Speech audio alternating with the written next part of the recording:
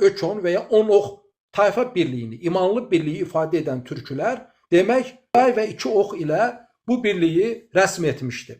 Və biz demək Ökon, Kam, Hun, Kuman, Qəmər tayfa birliyinin olduğunu bildik. İndi fikir verin.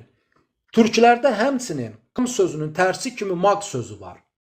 Maq sözü türklərdə rəhbər mənasına gəlir. Ayrıca bir söyləşi edəcəm mən. Türklərdə rütbə və vəzifə ilə bağlı olan bütün titulları göstərəcəm və rəhbər və titul mənasına gələn bütün sözlər hamısı günəş və onun sinonim olan digər sözlər ilə bağlıdır. Və gün sözündən qam sözünü, kam sözünü türklər formalaşdırır və kam sözünün tərs kombinasiyası kimi olan maq sözündən də yenə eyni ilə rəhbər mənasında maq sözünü deyir. Və maq sözündən biz fars dilində mer sözünün günəş mənasına gəldiyini görürük. Türklərdə isə sağ, işıq, sağ cəhət mənasında on sözünün olduğunu görürük. Sözümün canı, demək ki biz maq sözünün rəhbər mənasına gəldiyini görürük. Necə ki türklər qam ər sözündən bir tayfa birliyini qurmuşdusa, eyni ilə onun tərsindən də maq ərdən, maqçıdan bir tayfa birliyi qurmuşdur. Və buradakı maq sözü rəhbər mənasına gəlir.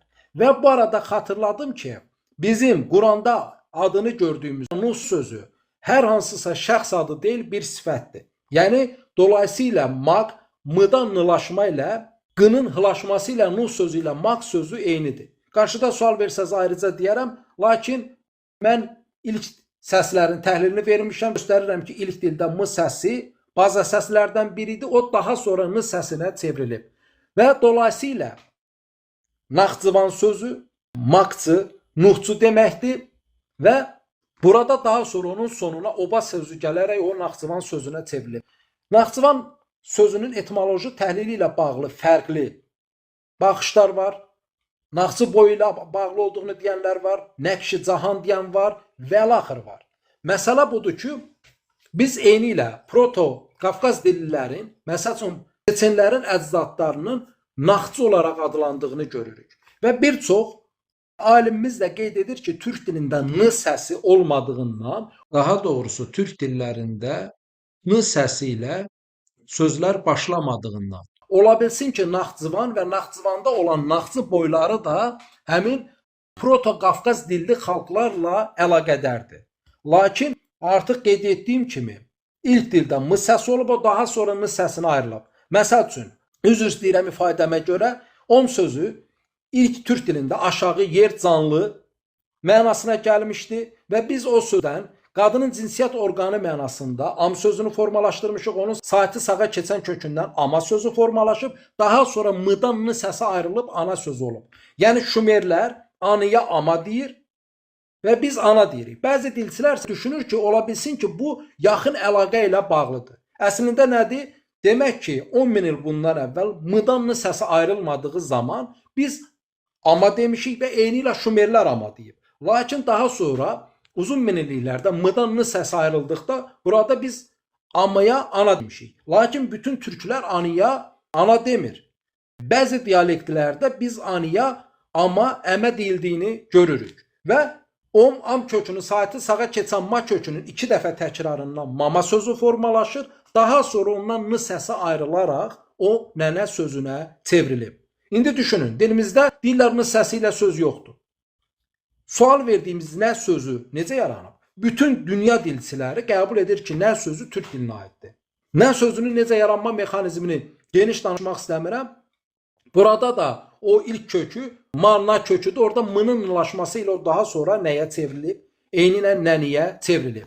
Yəni dolayısıyla demək ki, maqçı və nuhçu sözü eyni kökdür. Artıq Naxçıvandakı naxçı sözü birbaşa nuhumə nəzərdə tutur, yoxsa hansısa bir rəhbəri mi nəzərdə tutur? Çünki biz türklərdə maq sözünün rəhbər, dini rəhbər, hərbi rəhbər mənasına gəldiyini bilirik. İndi qarşıda mən Manna Mediadan danışanda buna yenidən toxunacağam. Dolayısıyla maq, maqçı sözü rəhbərin adamı, topluluğu boyu deməkdir və buradan biz naxçı, yəni ər və ya çı şəkilçisi ilə boy adının formalaşdığını görürük. Misal üçün, Asur qaynaqlarında Demək, Azərbaycanı tutduqdan sonra bir çox proto-Azərtürk boylarını deportasiya edir və o burada göstərir ki, Kutilər var, Lulubilər var, Zəngilər var və həmçinin Naqabi boylarının olduğunu göstərir. Buradakı Naqabi boyu hansıdır? Həmin bax o Naxçı boylarından fərqli deyil. Buradakı əsas hissə Naq hissəsidir. Onun sonuna gələn çi və ya bir hissəsi isə şəkilçidir. Məsəl üçün biz nə deyirik? Dəmir, dəmirçi, gəmi, gəmiçi və ya Oğuz Kas boylarından danışanda nə dedik? Kaspi boyları yaranır. Bax, fikir verin. Oğuz, Kaspi, Xəzər.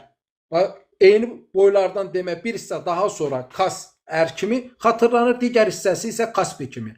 Və eyni ilə biz Maq sözünün axırının ər kimi, bi kimi və çi kimi fərqli şəkilçilərlə eyni boydan danışdığını görürük. Yəni, dolayısıyla demək ki, Azərbaycanda yaşayan Naxçı tayfaları Türk tayfalarıdır. Onlar Maq bir pirin ətrafında toplanan birliyi nəzərdə tutur. Artıq Çeçenlərdə olan Naxçılar bu Naxçı boyları ilə əlaqədardirmi? Buradan bir hissə gedib orada Qafqaz dillərinin içində assimilyasiya olub və əlaxır bu ayrıca təhlil oluna bilər. Lakin ümumi mənzərəni qeyd etdim. Eyni ilə biz bu Naxçılardan ki danışdıq, Qamerlərdən ki danışdıq.